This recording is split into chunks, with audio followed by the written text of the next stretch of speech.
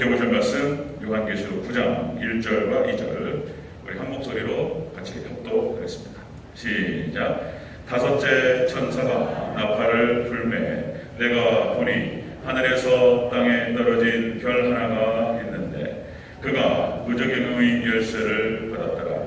그가 무적행을 여니 그 구멍에서 큰 화덕의 연기 같은 연기가 올라오매 해와 공기가 그 구멍의 연기로 말미암아 어두워지며 아멘. 네, 인사합니다. 아버지 예수님, 예수님의 은혜가 건강에 넘치시기를 축원합니다. 아멘. 네, 잠시만요.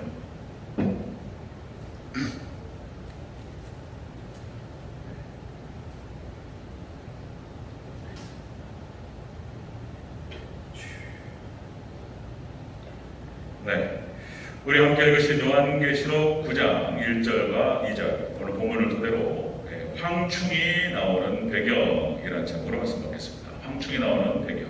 같이 한번 따라하겠습니다. 황충이 나오는 배경.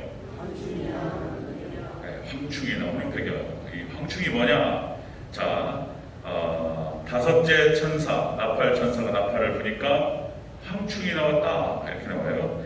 이제 9장에서 조금 분석을 할 필요가 있습니다. 자, 우리가 앞에서 봤던 것을 다시 한번 재확인하겠습니다. 이제 우리가 8장과 9장에 나팔 재앙이 나옵니다. 계시록 6장에서 7인 재앙이 있었고요. 이제 8장부터 9장, 8, 9장으로 7나팔 재앙이 기록이 되는데 우리가 앞에서 8장 전체를 통해서 우리가 첫 번째, 두 번째, 세 번째, 네 번째 나팔 재앙을 살펴봤습니다. 자, 첫 번째 천사가 나팔을 부니까 땅에 재앙이 쏟아졌다. 자, 두 번째 천사가 나팔을 부니까 바다였다. 세 번째 천사가 나팔을 부니까 강으로 쏟아졌다. 네 번째 나팔 재앙은 이제 천체였습니다. 해, 달, 별이 떨어진다.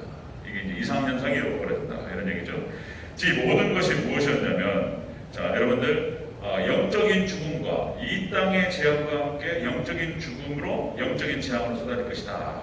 이렇게 보는 거예요. 자, 바다도 마찬가지고 바다에 물고기가 있습니다. 물고기가 교인을 말한다고 말씀드렸어요. 자, 강이라고 하는 것, 강과 샘의 근원에 떨어지니까 오염돼 버렸다. 자, 이것은 그러니까 두 개 짝을 이루는 거예요. 현상적인 것과 영적인 것이 같이 짝을 이룹니다. 물의 근원, 그러니까 말씀이 오염됩니다. 그리고 그것을 먹는 사람들이 죽어요, 영원히. 그러니까 해와 달과 별도 마찬가지입니다. 이것도 자, 종말의 영적인 흑암으로 들어갈 것을 의미한다 그랬습니다. 자, 이 네 가지 화가 딱 떨어진 다음에 자, 화로다. 이 세 번을 외쳐요. 이것이 이제 다섯째, 여섯째, 일곱째 나팔을 의미한다 그랬죠. 자, 이제 오늘 다섯째 나팔을 보는 거예요.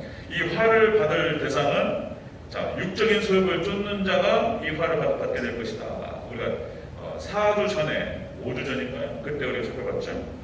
자, 이제 9장으로 넘어와서 이제 이 나팔 재앙의 재앙은 자연으로부터 사람으로 옮겨갑니다. 사람으로 떨어집니다. 자, 다섯째 나팔 재앙이 바로 황충 재앙이에요. 황충이 뭐죠? 황충이 메뚜기입니다. 메뚜기를 말하는 것인데요. 자, 이 메뚜기가 여러분들 무섭죠. 무섭습니다. 중국에 이제 이렇게 메뚜기 때 어떤 그 재앙을 갖다가 얘기하기도 하고 했는데, 여러분들 예전에 그 펄벅 여사가 썼던 그 대지라는 소설이 있었습니다. 장편 소설.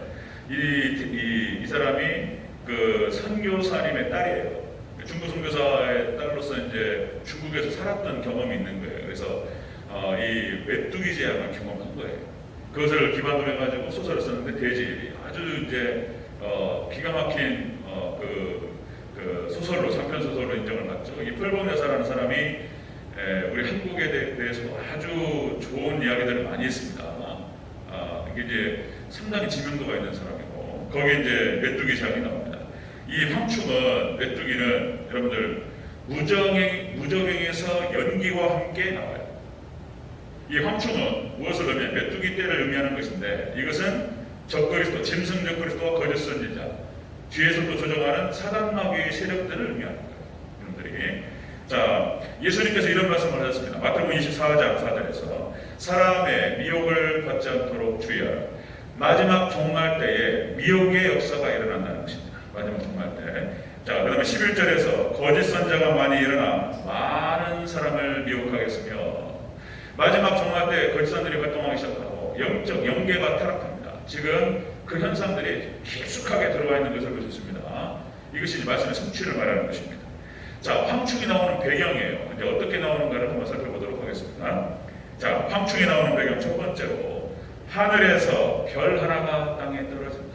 이렇게 나옵니다. 자, 1절을 같이 보겠습니다. 1절 시작. 다섯째 천사가 나팔을 불매 내가 보니 하늘에서 땅에 떨어진 별 하나가 있는데, 아멘. 하늘에서 별 하나가 떨어진다. 다섯째 천사가 나팔을 보니까 하늘에서 별이 떨어진다. 자, 타락한 천사가 나타납니다. 타락한 천사. 자, 여러분들 박윤선 주석이라든지 개혁주의 신학에서 이야기할 때 12형 이렇게 표현해요. 12천사장이 있고 12형이 있는데, 자, 여기서 3명의 천사장이 중책을 맡습니다. 자, 첫 번째가 미가엘 천사. 미가엘 천사가 이제 계시록에도 나와요. 이 미가엘 천사가 맡은 역할이, 자, 거대한 천사의 무리를 앞에서 이끌어가는 그런 역할을 합니다. 전쟁에도 참여하고요. 이 미가엘 천사장을 통해 가지고 하나님 영적 전쟁을 치릅니다. 하나님께서 이 미가엘 천사장을 통해서 하나님 백성들을 구하십니다. 우리도 구하시는 줄 믿으시길 바랍니다. 미가엘 천사 나타나가지고 딱 보여요. 그 다음에 가브리엘 천사장. 이 가브리엘 천사장은 소식을 전하는 천사장이에요. 그러니까 이제 성모 마리아에게 와서도 딱 얘기하고, 여호수아가 가나안 전국 전쟁을 치를 때도 가브리엘이 쫙 나타나서 소식을 전하고 함께하고 이런 것들. 자, 그 다음에 세 번째 천사장이 루시엘입니다. 루시엘. 이 루시엘은 찬양과 경배를 담당했던 천사장입니다. 하나님을 찬양. 그러니까 사실상 가장 영광스러운 그런 위치에 있었고, 이 루시엘이 타락하는 거예요. 루시엘이. 하나님이 좋은 직책을 줬는데 이걸 가지고 교만하고 타락해버려요. 그리고 이 루시엘이 루시퍼가 되는 것입니다. 루시퍼가. 그러니까 이 하나님 천지를 창조하실 때 천사들도 함께 창조하시고, 그렇게 해서 하나님께서 좋은 하나님의 역사를 이루는데 일꾼으로 썼는데, 루시엘이 타락해서 이 루시퍼가 된다는 거예요. 자, 여러분들 이사야서 14장 이 12절과 15절 말씀에서 딱 기록이 됩니다. 이 루시엘. 그러니까 이 루시엘 천사가 타락하는 근본 이유는 무엇이었냐면, 이렇게 나와요. 타락의 이유가 자기 생각을 했다는 거예요. 그리고 교만으로 빠집니다. 그러니까 이게 자기 생각으로 나가고 교만으로 나가면 타락하는 거예요. 그러니까 우리가 항상 기억해야 될 것이 뭐냐면은, 우리의 생각과 우리의 생각, 그리고 말, 그리고 행동이 철저하게 진리의 말씀의 노선을 따라가야 된다는 거예요. 철저하게 계시 이런 표현을 썼어요. 개혁주의자들이 계시 의존적 사고 이런 표현을 썼어요. 이게 굉장히 중요한 거예요. 그러니까 우리의 생각을 할 때 철저히 말씀의 노선을 따라서, 계시의 말씀의 노선을 따라서 생각하고 말하고 행동하는 게 중요하다. 벗어나면 사고 나는 거예요. 그래서 같이 한번 따라해 주시기 바랍니다. 계시 의존적 사고. 이것이 좀 문어체이기 때문에 조금 어려울 수 있는데요. 어렵지 않죠. 계시 의존적 사고. 철저하게 말씀에 의존해서 생각하고, 우리의 생각을 거기에 딱 묻는 거예요. 그리고 말할 때에도 말씀을 주로 말씀 나누는 게 좋아요. 은혜 받은 말씀, 깨달은 말씀들을 나누는 게 서로 다 좋은 거예요. 우리 교회에서도 성도님들 깨달은 말씀들을 나누시고 말씀으로 교류하시길 바랍니다. 서로 영혼을 살리는 거예요. 넘 얘기하면 안 돼요. 넘 얘기는 안 하는 게 좋고, 누구를 넘 얘기할 때는 좋은 것만 얘기하는 거예요. 좋은 것. 무엇이었든 덕담만 하고, 그게 좀 너무 좋은 거고요. 말씀에 의지해서 말하고 생각하고 말하고 행동한다. 자, 여러분들 이사야서 14장 15절에서 12절에 15절, 이 루시엘 천사가 타락해서 루시퍼가 되는데 이렇게 기록됩니다. 너 아침의 아들 계명성이여, 어찌 그리 하늘에서 떨어졌으며, 자, 네가 네 마음에 이르기를 내가 하늘에 올라가 하나님의 목별 위에 내 자리를 높이리라. 자, 가장 높은 구름에 올라가 지극히 높은 이와 같아지리라. 이렇게 가는 거예요. 하나님과 같은 자리로 올라간다고. 이런 거예요. 이 루시엘 전사가. 그래가지고 버림받습니다. 자, 이렇게 나오죠. 그러나 네가 스올 곧 구덩이 맨 밑에 떨어짐을 당하리라. 이렇게 하나님께서 버려버리셨어요. 이 이놈이 타락해가지고 나왔다는 거예요. 이게 우리의 이성과 이것을 다 헤아릴 수가 없습니다. 이해가 안 가는 거예요. 이해가.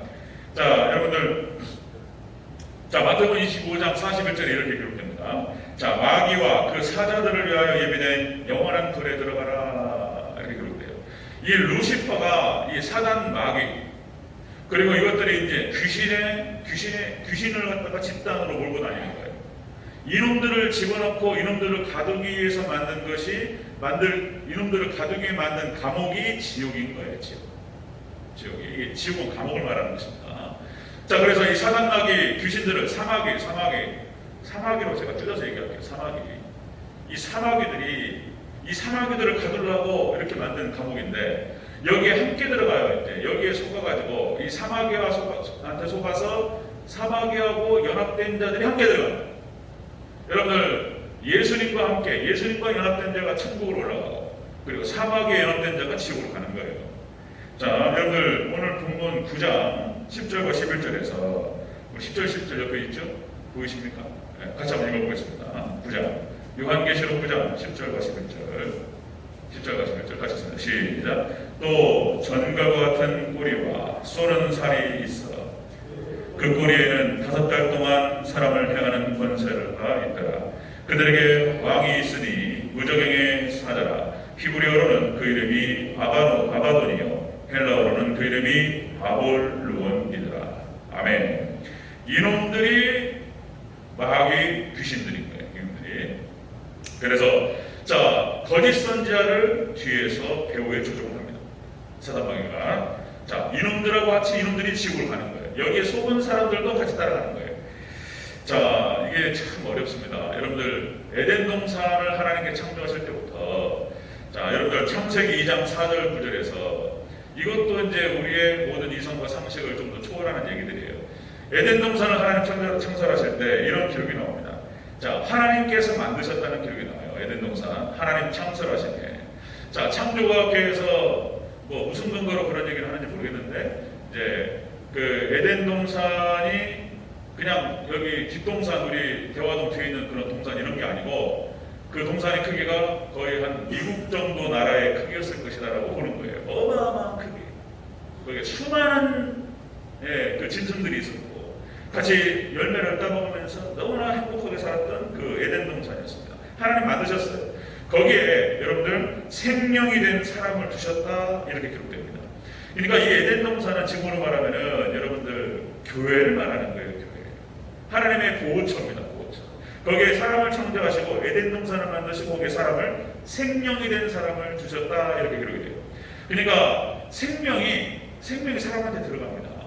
그러니까 여기서 이제 이것은 보호처를 말하는 것이고, 그것을 상징적으로 보여주는 모형이에요, 모형.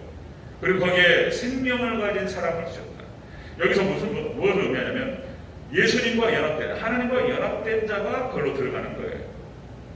교회로 들어가는 것입니다. 그러니까 우리가 생명을 얻는다라고 하는 것은 예수님과 연합되지 아니하면, 하나님과 연합되지 아니하면 절대로 생명을 얻을 수가 없어요. 그러니까 지금 똑같은 상황이에요. 그 다음에 세 번째로 이 에덴 동산에는 생명과와 선악과를 두셨어요.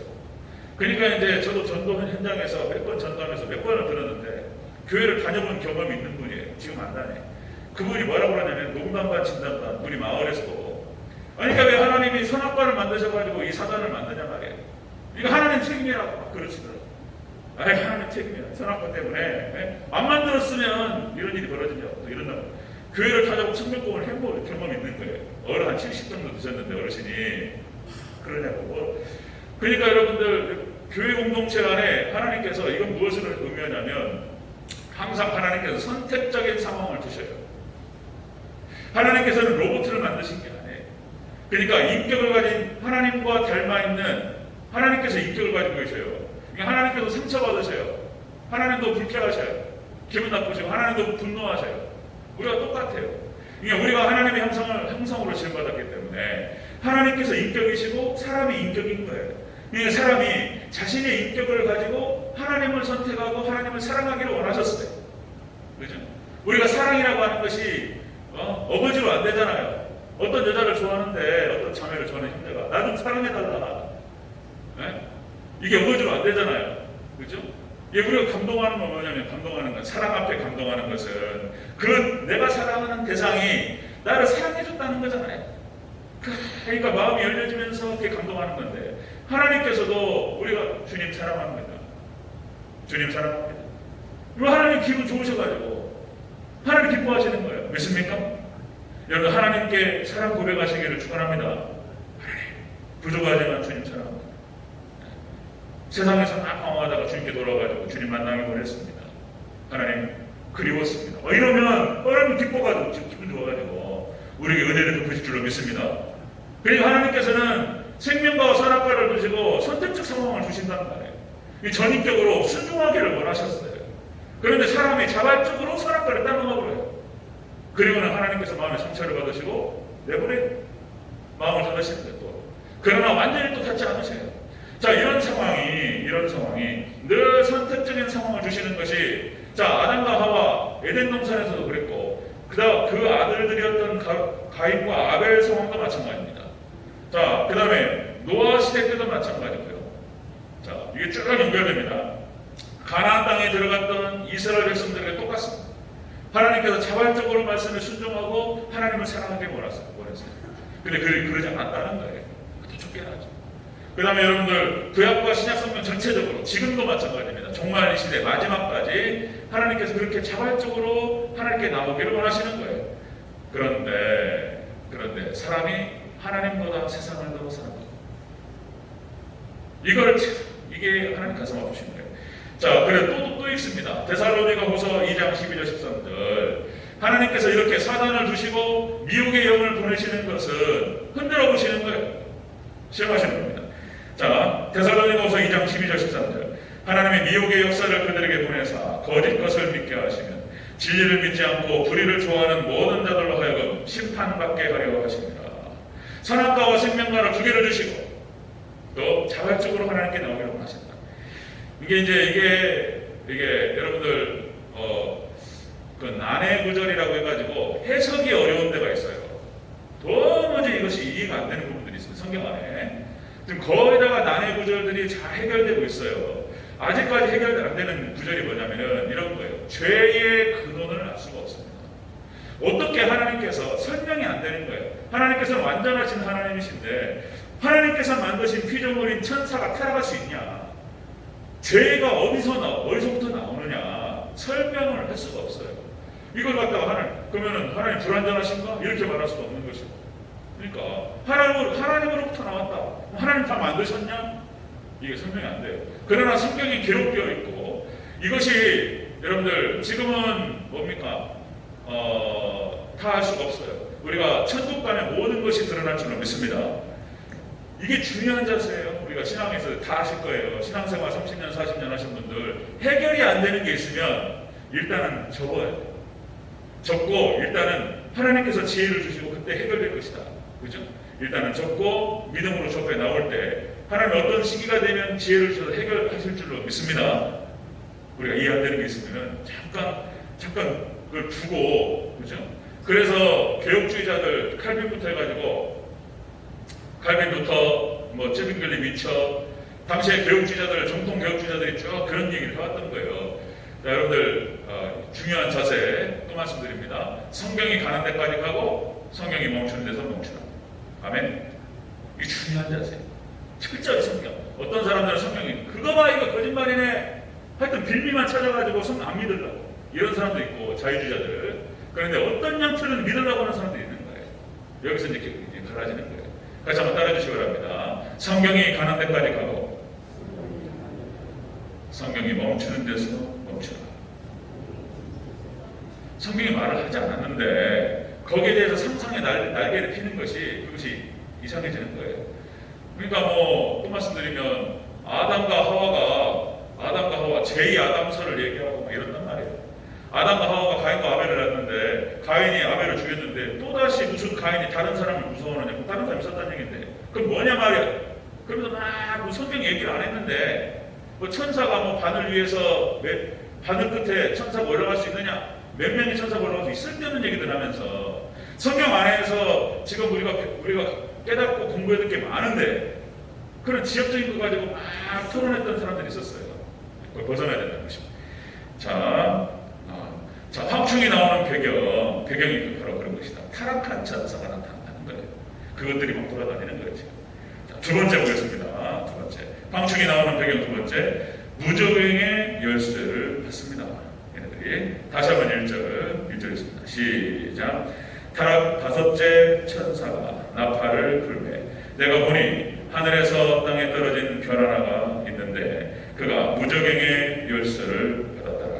아멘. 자, 황충이 나오는 배경, 이 황충. 자, 여러분들 짐승적 그리스도와 거짓 선지자와 그 뒤에서 조종하는 사단 마귀 이놈들이 나타나는데 이게 타락한 천사라는 거예요. 자, 이놈들이 무저갱의 열쇠를 받았다 이렇게 그럽니다. 무저갱의 열쇠, 지옥의 권세입니다. 지옥의 권세를 받았다. 여기서 지옥이라고 해석되는 것이 구약성경에 스월이 나오죠. 스월이 나오고, 자, 음부 이렇게 표현하게 됩니다. 음부. 그 다음에 게헨나, 헬라어로 게헨나가 나오는데, 이 게헨나가, 그죠? 그냥 말씀드렸던 대로 게헨나가 예루살렘 성에서 나오는 모든 쓰레기를 태우는 소각장이 예루살렘 성 밖에 있었다는 거예요. 이게 게헨나예요. 그런데 가로내다가 목 매달아서 자살을 했는데 끈이 끊어져가지고 굴러 떨어져가지고 창자가 배가 터져가지고 창자가 나왔다. 근데 그 굴러 떨어진 것이 게헨나였다 하는 것입니다. 게헨나. 그러니까 현상적으로 정확하게 게헨나로 떨어집니다. 이것이 이제 이면적으로 가로내다가 지옥으로 떨어졌다라고 하는 것을 보여주는 거예요. 성지순례 가가지고 그 성지순례 목사님이 그래서 그분 선교사님이 우리 이제 안내를 해주시면 설명하는데 그러냐고 게헨나 보면서 기가 막히다 이런 것들을 이런 경험이 있습니다. 게헨나 지옥입니다. 지옥. 자, 이 지옥이 다시 말씀드리면 사단 마귀의 귀신을 가두기 위해서 만든 감옥인데 이렇게 표현됩니다. 또 마태복음 25장 41절 나를 떠나 그 사자들을 위하여 예비된 영원한 불에 들어가라. 성경 안에는 이 지옥에 대해서 여러 군데에서 설명하고 있습니다. 지옥에 대해서. 그래서 복음을 설명할 때에 복음을 예수 그리스도를 믿는 믿음 안에서 구원을 받는다. 복음이 천국만 얘기하는 것이 아니고 지옥도 얘기하는 게 복음 안에 들어가는 거예요. 지옥을 정확하게 얘기하고 있어요.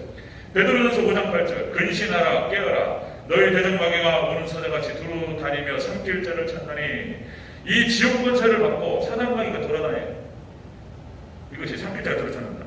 요한일서 4장 1절 사랑하는 자들아 영을 다 믿지 말고 오직 영들이 하나님께 속하였나 분별하라. 많은 거짓 선자들이 세상에 나왔습니다. 당시에도 그랬고 예수님 당시에도 그랬고 지금도 똑같습니다. 구약의 이스라엘이 멸망할 때도 그랬고 거짓 선자들이 판을 쳤던 거예요. 예수님 당시에도 거짓 선자들이 판을 치고 마지막 종말 때 똑같습니다. 거짓 선자들이 있다는 거예요. 이걸 영들 분별하라고 말씀하시는 거예요. 그 거짓 선자 뒤에는 사단 마귀가 뒤에도 조정하는 거예요. 자, 황충이 나오는 배경은 그런 것이다. 여러분들, 자, 타락한 천사. 이놈들 지옥의 권세를 가지고 지옥의 열쇠를 가지고 미혹한다는 거예요. 자, 오늘 본문 2절에 보니까 자, 큰 화덕의 연기 같은 연기가 흘러나옵니다. 자, 우리 2절 한번 다시 한번 읽어볼까요? 2절 시작.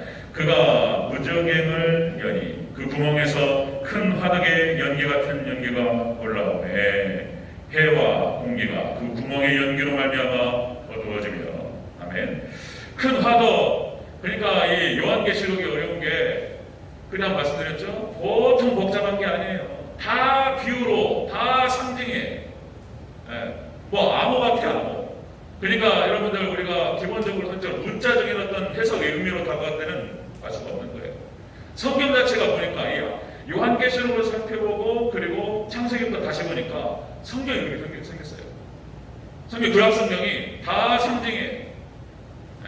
상징적으로 암호로 다 숨겨놨어요. 근데 이것이 예수님으로 다 연결되는 거예요. 예수님으로 다 열립니다. 이것이.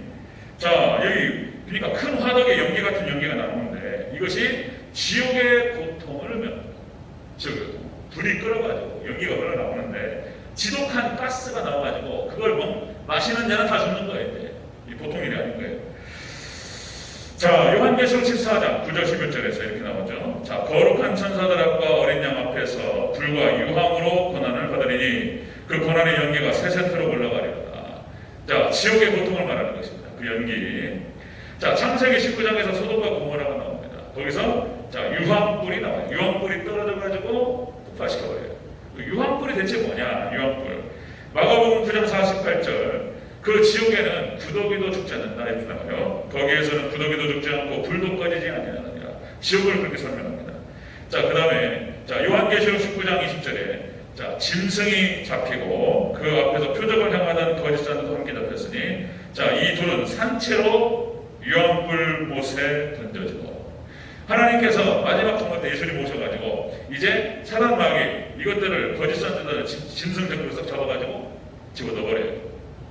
그리고 우리는 하나님의 백성들은 딱 뺍니다. 놀라운 역사들. 자, 황충이 나오는 배경은 그것이다. 여러분들 타락한 천사가 나타나고 이놈들이 지옥의 권세를 가지고 미혹합니다. 자, 세 번째 보겠습니다. 황충이 나오는 배경 세 번째. 자, 다시요. 해와 공기가 어두워진다 이렇게 표현해요. 해와 공기가 어두워진다. 다시 한번 2절 다시 한번 읽겠습니다. 시작. 그가 무저갱을 여니 그 구멍에서 큰 화덕의 연기 같은 연기가 올라오매 해와 공기가 그 구멍의 연기로 말미암아 어두워지며 아멘. 해가 어두워지고 그 다음에 공기가 어두워진다. 자, 이것은 무엇을 의미하냐면 이들이 영적인 생명을 빼앗을 것이다. 이걸 얘기하는 거예요. 자, 여러분들 다섯 번째 나팔에 대해서 한 번에 다 얘기할 수 없고 나눠서 얘기를 해야 돼요. 나누는 것에 자, 해와 공기가 어두워진다. 이것은 영적인 생명을 빼앗아간다. 이들이 자, 해가 어두워지고 공기가 어두워져 죽어요. 이제 죽습니다. 이것이 현상적으로 육적으로는 여러분들 일반적으로 공기가 어두워지는 거예요. 마지막 종말 시대 때 공기가 어두워집니다. 공기가 오염돼요. 자, 모든 게 오염됩니다. 먹는 게 오염되고 다 오염되는 시대예요. 지금 바다가 오염되고 그죠? 공기가 오염되고 먹는 게 오염되고 소금이 오염되고 다 오염됩니다. 자, 여러분들 미세먼지부터 해가지고 스모그부터 해가지고 지금 뭐 공기 뭐 중국 뭐 어마어마하죠. 미세먼지. 우리나라도 공기 어두워져가지고 지금 뭐 전염병으로 인해서 우리가 마스크를 써야 되지만 이게 이제 공기 때문에 마스크 써야 돼요. 자, 현상적으로는 그거 공기가 어두워지고 해가 어두워진다. 이것을 의미하는데 영적으로는 진리가 어두워진다라는 뜻이에요. 이것이. 같이 짝으로 가는 거예요. 진리가 어두워진다. 또 다시 말씀하는 거예요. 그러니까 나팔 재앙에서 첫 번째, 두 번째, 세 번째, 네 번째 나팔에서 땅과 바다와 강과 그 다음에 천체, 해와 달별. 자, 이것의 연속선상에서 다섯 번째 나팔이 진행될 것이다라고 하는 것을 보여주는 거예요. 자, 해와 달이 해와 공기가 어두워진다. 자, 지금 우리가 요한계시록 2장과 3장에서 소아시아 7교회를 얘기하면서 마지막 7번째 라오디게아 교회 지금 그 시대라고 말씀을 드렸습니다. 놀라워요. 그게 이걸 안다는 것이 그렇게 중요한 거예요. 이 시대를 이해하기 위해서 계시록 2장과 3장에 나타나는 소아시아 7교회를 이해하는 것이 그렇게 중요한 거예요. 이걸 모르면 장님이 돼버리는 거예요. 이 시대적인 분석이 안 돼요. 시대의 표정을 몰라요. 이 2장과 3장을 알 때 지금이 라오디게아 시대고 민주주의, 다원주의 세속적으로 따라간다는 것을 볼 수 있는 거예요. 이거 모르면 모르는 거예요. 모르시는 분이 많습니다. 이것도. 자, 다시요. 여러분들 구약 성경, 구약 이스라엘이 멸망할 때하고 신약의 유대인들, 유대 신약교회가 멸망할 때하고 지금 마지막 종말 시대가 다 짝을 이루는 거예요. 다 똑같습니다. 자, 여러분들 이사야서 60장 2절에서 이렇게 얘기했어요. 보라, 어둠이 땅을 덮을 것이며 구약이 멸망하는 걸 말하는 겁니다. 자, 보라, 어둠이 땅을 덮을 것이며 캄캄함이 만민을 가리려니와. 이 구약이 어떻게 멸망하는가를 이사야 선지자를 통해서 말씀하셨고 이것이 이중예언이에요. 이중예언. 그러니까 구약이 어떻게 멸망할 것을 마지막 종말 때 어떻게 멸망할 것을 얘기하는 거예요. 자, 보라, 어둠이 땅을 덮을 것이며 캄캄함이 만민을 가리려니와. 요엘서 2장 2절 똑같습니다. 요엘서 2장 2절에서 자, 어둡고 캄캄한 날이요 짙은 구름 덮인 날이라. 이와 같은 것이 옛날에도 없었고 이후에도 없으리라. 해가 어두워지고 흑암으로 들어가요. 흑암으로 들어가고 영적인 진리가 다 가려져 버려요. 그리고 구약의 이스라엘 백성들이 멸망으로 들어갑니다. 마지막 종말 때 똑같습니다. 이렇게 영적인 흑암 상태로 들어가고 이게 멸망으로 들어갈 것이다. 자, 여러분들 여러 번 강조 말씀드렸지만은 20세기 신학이 100년을 마지막 지금 종말을 100년을 준비한다고 말씀드렸죠. 자유주의 신학이 나오기 시작하고 차라리 자유주의 신학은 늑대라고 자기를 보여줘요. 나 늑대다. 늑대라고 보여준다고요. 그게 덜 무서운 놈들이에요. 이게 늑대니까 늑대네 그리고 조심하단 말이에요. 그런데 20세기 신학이 딱 들어왔을 때 칼바르트 신학 또 말씀드린 현대 신학이라고 말하는 거 20세기 신학, 현대 신학, 칼바르트 신학 똑같은 놈들인데 얘들이 나왔을 때 얘가 뭐라고 그랬냐면 나는 천사다, 나는 양이다 이러고 나온 거예요. 자기들은 정통이라고 얘기하고 나왔어요. 그런데 이게 더 무서운 거예요. 그러니까 양의 탈을 쓴 늑대인 거예요. 이게 양인 줄 알고 받아들였는데 알고 보니까 양인 줄 알고 문 열었더니 늑대인 거예요. 이게 더 무서운 거예요. 20세기 신학이 들어와가지고 100년 동안 전 세계 신학계와 교회를 타락시켜버렸어요. 그러니까 이제 우리가 이 신학연구에 있어서 이런 거구나 그러고 알고 난 다음에 계시록을 보니까 다 이런 데 있었던 거예요. 마지막 때 해가 가려지고 공기가 어두워져가지고 영계가 타락하면서 다 죽어요. 이게 들어간 나라와 국가와 그 다음에 교회와 가정이 다 죽어버렸어요.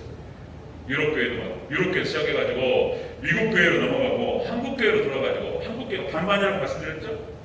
반반 이런 일이 벌어졌습니다. 자, WCC 에큐메니칼 그죠?